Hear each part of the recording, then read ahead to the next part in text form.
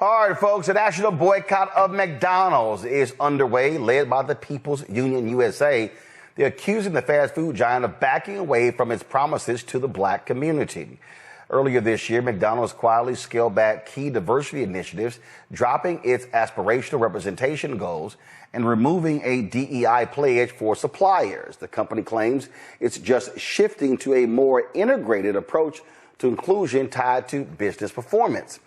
But folks say, the community say, they see it differently. Now, in addition to that, more than 40 former black McDonald's franchisee owners are already suing the company.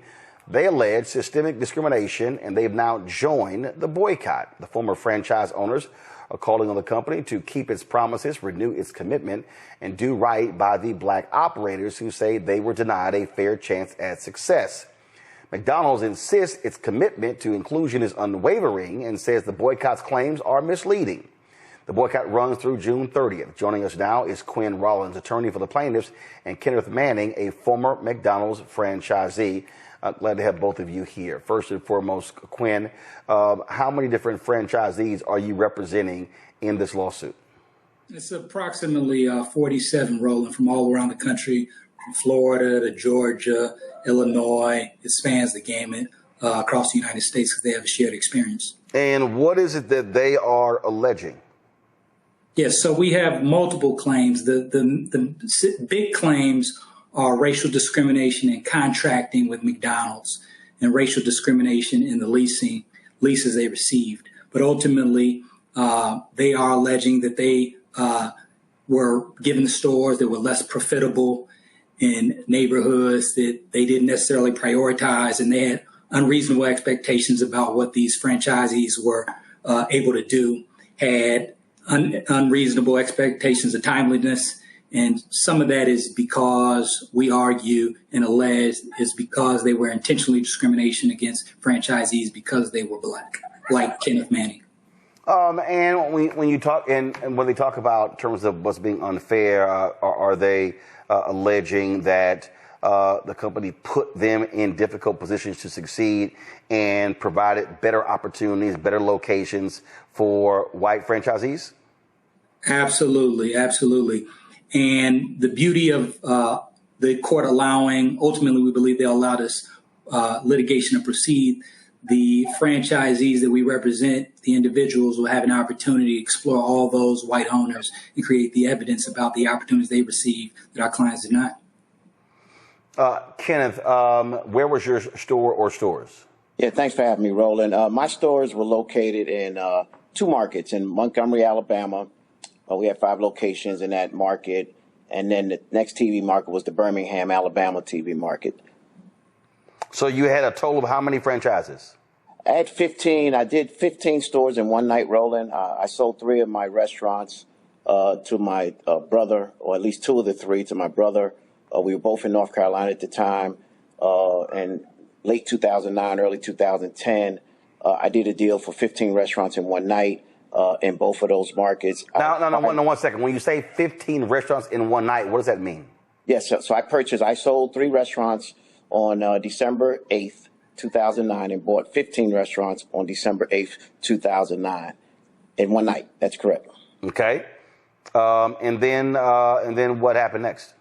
Well, I picked up an additional restaurant. McDonald's called and asked me to help them out to avoid litigation from a white owner, actually, who was going to sue them in about 2 weeks.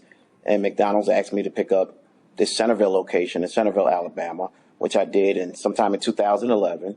And I did that. And so that became the 16th restaurant that I owned in that market. Okay. So you own 16. Then what happened? Well, I can tell you there was a deal that was offered to me when I took over the 15 restaurants. They would ask me to move up a rebuild of my West South location 4 years earlier than it should have happened, or that we agreed to happen in the contract, in the purchase and sale agreement, with the intent for me to receive another restaurant, the Hope Hall location, which is about 1.5 miles down the road. After picking up the 16th restaurant, I get another call from the QSC VP, the Vice President of Operations, and stated that he was not going to award me that store and that he was going to award it to a white operator some 40 miles away. Of course, I pushed back and said, that's not the deal that we had. And he basically said, well, you're unexpandable. The team says you're unexpandable. The field service team says you're unexpandable. I immediately responded, I'm not unexpandable. And my last operator review suggested that I was unexpandable, said that I was unexpandable. He held to that and said that there were two standards. One, that if you buy a restaurant from the field, you can do that being unexpandable. But if McDonald's offers you the restaurant, you need it to be expandable. I said, well, McDonald's offers... Hold up. For the people who don't, what does expandable and unexpandable mean? It means you have an opportunity to grow your organization, right? But I'm confused. You did that. You went from... Oh, that's correct. You went from 1 to 5 to 16. So what did they lay out to you what the definition of unexpandable means? Well, they didn't. They told me that the field service teams suggested that I was not eligible to grow any longer, which shocked me. Quite honestly, I was offended, particularly since I said to the vice president that you called and asked me to purchase a 16th restaurant, and at that time I was unexpandable. And nowhere had I been notified that I wasn't unexpandable until they awarded this store, and that's the way it's going to be. So I can tell you what happened next, Roland. I saw the global chief of franchising at a meeting in Houston, and he said to me that I heard you making trouble down there in Atlanta. I said, well, what do you mean? He says that you are angry about not getting that store. I said, no, that's not what happened. The vice president has a right to award the store to who he wants to, even if he changes his mind, right? What I was concerned about was that the standard had changed and that he tried to convince me that there were two standards in play here. Now, I can tell you, Roland, I was the what they call the real team chair for the East Division, which was the committee that was an expert on the franchise agreement. Our role was to teach the operators in the division about the franchise agreement. So I was the last person to say that something in that franchise agreement or the rules, that I was not going to be one that didn't understand that. And so when I challenged them, they sent out 2 field service managers to do inspections late on a Friday night at my restaurants, which I told the franchising officer that I thought that was unfair and that sucked, basically. And from there, it just went on downhill. Quinn, when we talk about your other plaintiffs, and I've heard and I've talked to different franchisees, former franchisees over the years, some complained about that people, first of all, don't understand the process, that most McDonald's are owned by individual owners. They're called franchisees. McDonald's owns the land, but McDonald's also has requirements. And some franchisees have said that they've been asked to do upkeep, to rebuild stores, things along those lines, and that's money that's coming out of their pocket. And so, besides what Kenneth has laid out, what are some of the other allegations that these former franchisees are making? Sure. So the beauty of this lawsuit is there are individuals who come from different walks of life around the country, but they have shared experiences. One of our clients, he's been very outspoken. His name is Van Jakes. He's a former football player based out of Atlanta. And him and several other of our clients share stories similar to Ken. It's once they started expressing frustration with the unequal treatment, there was retaliation. And that's actually one of our claims, is that in many ways, some of our clients were forced out of the McDonald's system because they were getting out of line, asking questions, critiquing McDonald's actions in contrast with the franchise agreements. And McDonald's was asking them to play by a different set of rules. And that was especially concerning because for many of our clients, they were leaders in their respective regions. And like Ken, they knew the rules verbatim. Some of them helped craft the rules. And it is disparaging when they're asked to do things that other white owners specifically were not asked to do in their respective regions and around the country. Let me piggyback on that for a second, Roland, if you don't mind. Go ahead.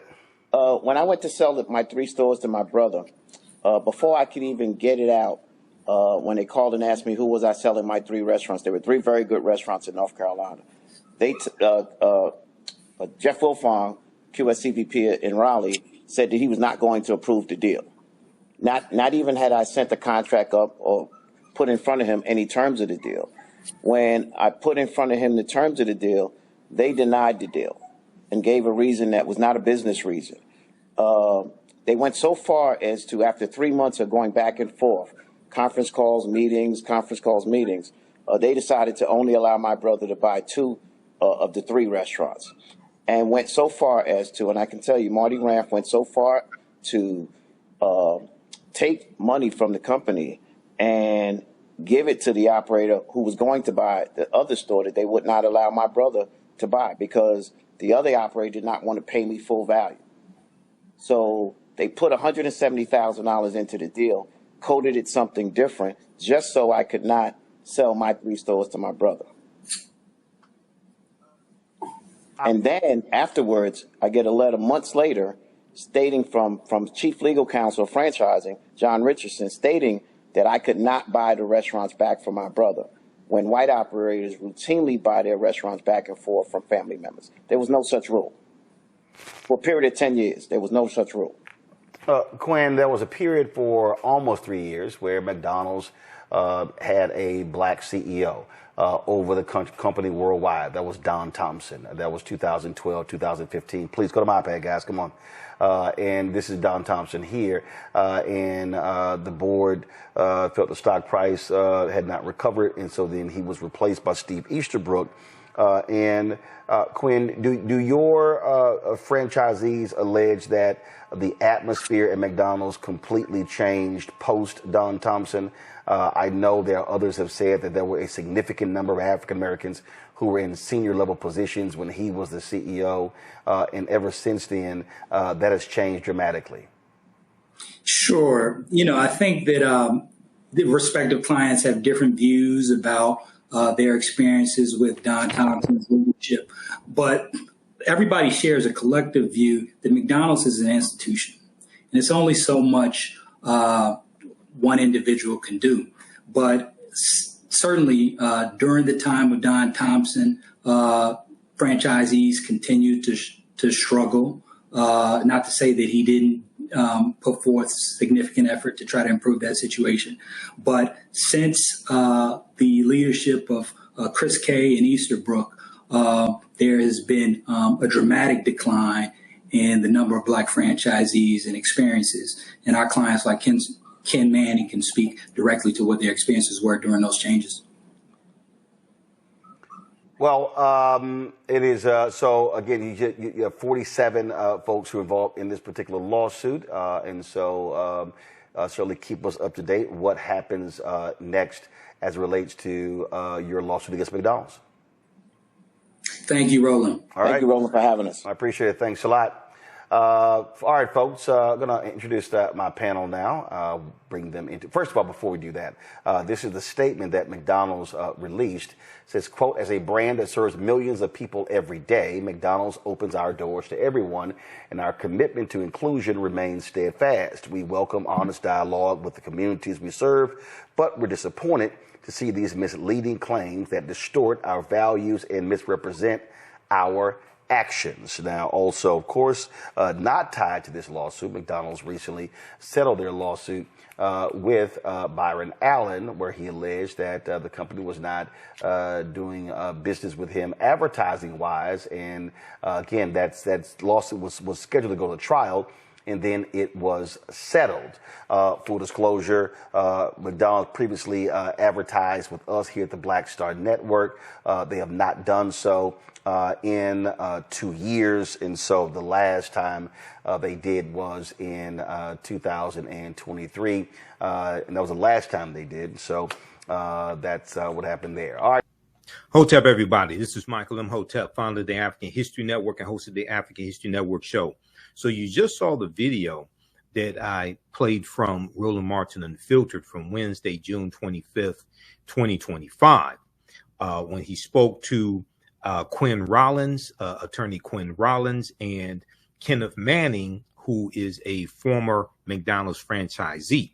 Well, a nationwide boycott of McDonald's is gaining momentum, led by the People's Union USA, as former franchisees of McDonald's file a lawsuit alleging discrimination against the fast food giant. And these are basically African-American franchisees. Now, Black Enterprise has an article dealing with how former Black McDonald's franchisees joined boycott against the company. And this article is from June 25th, 2025. And there's approximately 47 former African-American McDonald's franchisees. They charge, quote, overtly racist responses from executives. And they also say that McDonald's has abandoned their alleged commitment to Black communities. And this also centers around McDonald's pulling back on their DEI, diversity, equity, and inclusion programs. Okay, so let's take a look at this article here from Black Enterprise magazine. Let me flip over to this. Okay, when we look at this article from Black Enterprise magazine from June 25th, 2025, former Black McDonald's franchisees joined boycott against the company. In the article, it says that they will join the boycott amid their own lawsuit against McDonald's for alleged unfair treatment. Now, more than 40 Black former McDonald's franchisees have banded together to join a nationwide boycott against the fast food chain. More than 40 Black former McDonald's franchisees have banded together to join a nationwide boycott against the fast food chain. The news comes amid their lawsuit against McDonald's for alleged discrimination in its franchise program. According to a press release, the franchisors claimed they could only buy stores with lower profits and higher costs. Okay, they claimed that they could only buy stores with lower profits and higher costs. And this is something that you heard former franchisee Kenneth Manning say in the segment from Roland Martin Unfiltered. As the stores appeared unsustainable, they had no choice but to sell to white operators for a lower market value. Quote, when many of us entered the McDonald's franchise program, we discovered the corporation would relegate us only to buying stores with lower profits and higher costs. Detailed a statement representing the former McDonald's franchisees. When many of us tried to buy stores with greater profits, we were denied and had to watch those more lucrative stores go to white owners. While we struggled to make our stores profitable, we were consistently faced with unreasonable demands that white owners did not face. Okay, now this deals with systemic discrimination. One of their claims is systemic discrimination. While we struggled to make our stores profitable, we were consistently faced with unreasonable demands that white owners did not face. And we were consistently denied support and financial relief that white owners were routinely offered. Okay, so once again, this goes to allegations of systemic discrimination. Now, the slew of disgruntled African-American franchisees filed the class action lawsuit against McDonald's in 2023. They also described, quote unquote, overtly racist responses from executives of the restaurant chain. Overtly racist responses from executives of the restaurant chain. They claimed the harsh backlash came from addressing the unfair treatment and ways to boost the store's profits. Now, the former franchisees have shared their support and participation in a boycott by the People's Union USA. According to the online news source Afrotech, the protests against all McDonald's locations will take place from June 24th to June 30th, 2025. It intends to address the company's dismantling of DEI initiatives. It intends to address the company's dismantling of diversity, equity, and inclusion initiatives. Quote, so abandoning their stated values is nothing new to McDonald's. They long ago abandoned us, their black franchisees. And by doing so, the McDonald's Corporation also abandoned its alleged commitment to the black communities it relies on for its customers and employees, added the news release. As black entrepreneurs, we tried to build wealth in those communities. We tried to give back to those communities, but we all were forced out in favor of white owners. But we all were forced out in favor of white owners. Now, the move hopes to follow the successful boycott against Target for its rollback of DEI policies sparked earlier this year by faith leaders such as Pastor Jamal Bryant. We know also Nina Turner and Tamika Mallory. Activists Nina Turner and Tamika Mallory were involved in the overall boycott of Target also. The ongoing refusal to shop at Target has led to consecutive weeks of declining sales and decreased quarterly earnings. The People's Union USA hopes McDonald's earnings will face a similar fate. To spark change, they aim to show that the power lies in the hands of the masses. So this is the Instagram handle, the one called Jai, J-A-I, for John Schwartz, who heads up the People's Union USA. Now, the franchisees' involvement in this boycott, this nationwide boycott of McDonald's, also amplifies this mission. They hope it will strengthen commitments to black customers, employees, and future operators. We join the People's Union USA and other organizations and community leaders in calling for a boycott of McDonald's until they keep their promises, renew their commitment to the black community, and finally do right by the black owners and operators like us who deserved but did not get a fair shot at success, who deserved but did not get a fair shot at success. So tell me, are you going to participate in this boycott of McDonald's? What do you think about this? This is an example of African Americans leveraging their economics to enforce our political agenda.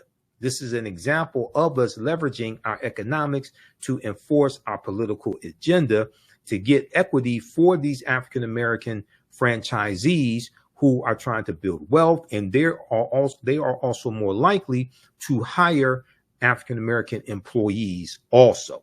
Now, McDonald's has released a statement. Newsweek.com has an article dealing with McDonald's response to the nationwide boycott. I want to go to this piece here from Newsweek.com from June 25th, 2025. McDonald's responds to nationwide boycott. In this article, and we're going to try to zoom in on this here. so you can see it. Okay, in this piece by Hugh Cameron for Newsweek.com, it says McDonald's has issued a response to the nationwide boycott that has been targeting its restaurants this week, fueled in part by the company's decision to roll back diversity, equity, and inclusion initiatives. McDonald's said, quote, McDonald's told Newsweek, quote, as a brand that serves millions of people every day, McDonald's opens our doors to everyone, and our commitment to inclusion remains steadfast. Now, I wonder if McDonald's is going to participate in Black History Month for 2026. I wonder if McDonald's is, you remember when McDonald's had 365 Black? Okay, I wonder if those African-American initiatives, if McDonald's is still going to participate in that. So the article goes on to say, since Tuesday, June 24th, the company has been subject to a boycott led by the People's Union USA, a grassroots movement that has accused McDonald's, check this out, it has accused McDonald's of price gouging, exploiting tax loopholes, quote unquote, corporate greed, and of reneging on commitments to DEI. Okay, so they accuse McDonald's of price gouging, exploiting tax loopholes, corporate greed, and of reneging on commitments to diversity, equity, and inclusion. The group, the People's Union, which also orchestrated boycotts of Walmart, Amazon, and Target, plans further action against McDonald's unless the company commits to major changes in corporate policy. This week's boycott comes as McDonald's battles sliding sales in the American market. In May 2025, amid economic uncertainty and dampened consumer sentiment, McDonald's reported a 3.6% drop in same-store sales in the U.S. in the first quarter of 2025. Now, this was the steepest decline since 2020 at the height of the COVID-19 pandemic. Okay, so then they go on to talk about the People's Union USA and John Schwartz. The People's Union USA is a nonpartisan group focused on economic resistance, corporate accountability, and real justice for the working class. They said earlier this year that McDonald's was being targeted for, quote, tax avoidance and known lobbying against wage increases, quote, tax avoidance and known lobbying against wage increases. John Schwartz, founder of the People's Union USA, shared a list of further issues, including the suppression of workers' rights and union efforts, price gouging, and the company practicing, quote unquote, performative DEI with no meaningful change. Performative DEI with no meaningful change. Now, McDonald's responded and said in a statement to Newsweek magazine, quote, alongside our 2,000 local franchises across the U.S., McDonald's provides meaningful work opportunities for over 800,000 restaurant crew, spends millions with local suppliers, and serves as an engine of economic opportunity for local communities. The company told Newsweek in response to some of the grievances expressed by organizers of the boycott. McDonald's went on to say the McDonald's system also generates billions in federal, state, and local taxes annually and will continue to pay our fair share. Will continue to pay our fair share. Now, at the beginning of 2025, McDonald's announced that it would be scaling back certain diversity equity, and inclusion initiatives, retiring, quote, aspirational representation goals, as well as its DEI pledge for suppliers. Okay, so this deals with contracts, this deals with businesses, as well as its DEI pledge for suppliers, quote, in favor of a more integrated discussion with suppliers about inclusion as it relates to business performance, end quote. Now, this reconfiguration of its diversity policies has seen the People's Union USA joined by a group of Black former franchisee owners who are currently suing the company over alleged discriminatory practices.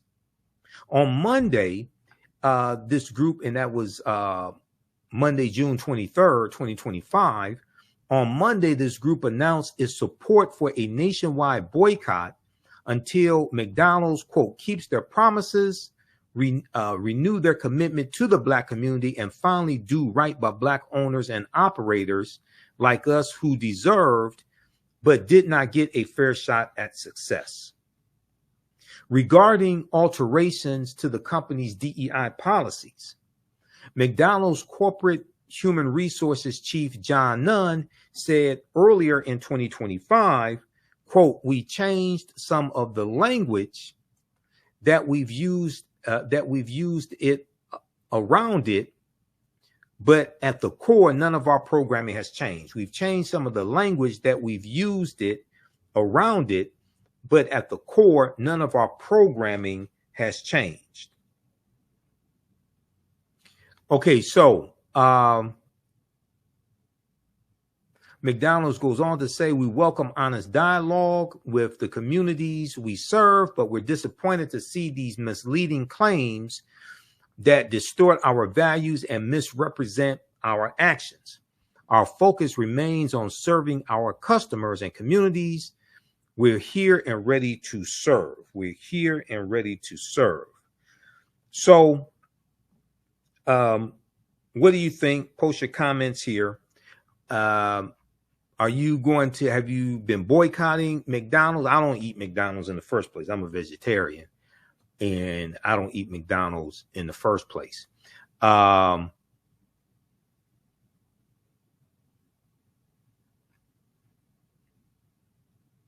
Okay, and what happens next? The boycott is set to run until June 30th, after which the People's Union USA has called for an Independence Day boycott. Okay, an Independence Day boycott, as well as a month-long boycott of Starbucks, Amazon, and Home Depot. This will be followed by an August boycott of McDonald's, Walmart, and Lowe's. So Independence Day, July 4th, or what Dr. Ishaka Musa Barashango called the 4th of July, the 4th of July. Let's see, John Schwartz, founder of the People's Union USA, also said, quote, the truth is McDonald's built a global empire off low-wage labor, clever accounting, and aggressive lobbying. They report record profits, nearly $9 billion this year, 2025 he's referring to, while many of their workers still can't afford basic health care or rent. That's not opportunity. That's not opportunity. That's exploitation dressed up as service. This boycott isn't about fast food. That's exploitation, according to John Schwartz, dressed up as service. This boycott is not about fast food. It's about accountability.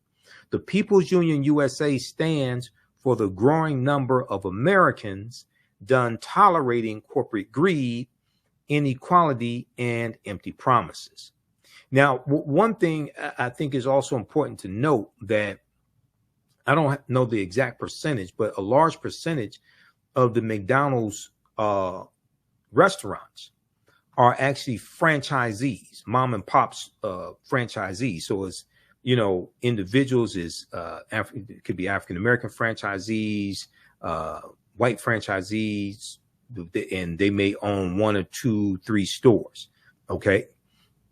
And the people paying them are the individual owners of McDonald's, as opposed to McDonald's Corporation paying them. The pay rate can vary from from location to location.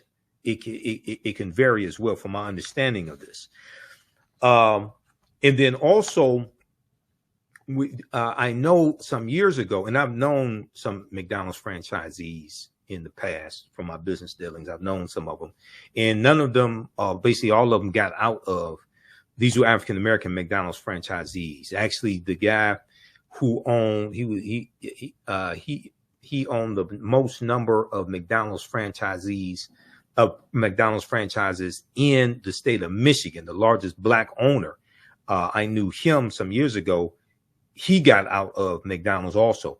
When you look at the dollar menu that McDonald's had, a lot of the black franchisees could not participate in that because the profit margins were not there for them when it came to the participating in the dollar menu. A lot of the areas that their restaurants were in, the cost of business insurance was higher because they could be in highly populated African-American communities. It could be lower income communities, things of this nature. So the numbers weren't adding up for them. So when you would see advertisements for the dollar menu, usually it would have a caveat and say at participating McDonald's.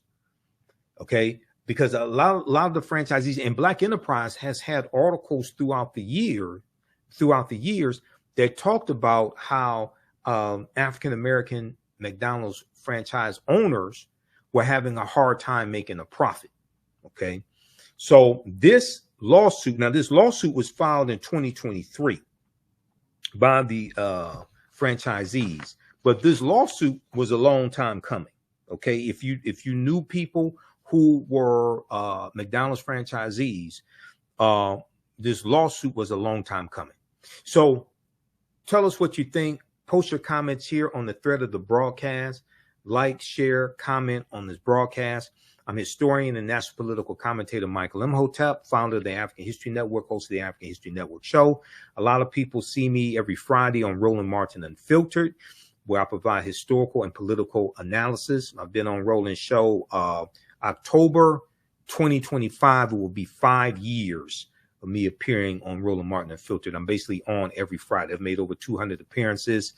I'm a historian, national political commentator, radio show host, talk show host, etc. Follow me on Facebook and Instagram, Facebook and fan base at The African History Network, The African History Network, and on Instagram and YouTube at Michael Imhotep, IMHOTEP.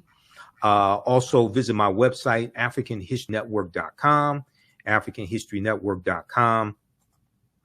You can register for my online history classes that I teach. It connects you to, you can contact me through the website also, and you can keep up with what I'm doing, what places I'm speaking. We have that information there. I teach an online class on Saturdays, Ancient Kemet, the Moors, and the Ma'afa, Understanding the Transatlantic Slave Trade, what it didn't teach you in school. We have a new class session starting up in the next week or so as well. So we'll have that information on our website. You can also support us at paypal.me/the AHN show and through Cash App, $ the AHN show. paypal.me/the AHN show and through Cash App, $ the AHN show through Cash App. Here is our Cash App tag here. If you click on it, it takes you to our QR code. This helps us keep doing the research, stay on the air, keep broadcasting, pay some of the bills, etc. Our official Cash App tag, $ the AHN show, SHOW. When you go to it, it'll say Michael. It'll probably show my picture there. These other ones are fake African History Network Cash App accounts that have been stealing money from us. Okay. So that's why I put this graphic here and put the link here, and it takes you right to it. Okay. All right. So look, we have to get out of here. Remember, at the African History Network, we focus on educating, empowering, and inspiring people of African descent throughout the diaspora and around the world, because right now it corrects wrong behavior. It's not over till we win. Wakanda forever.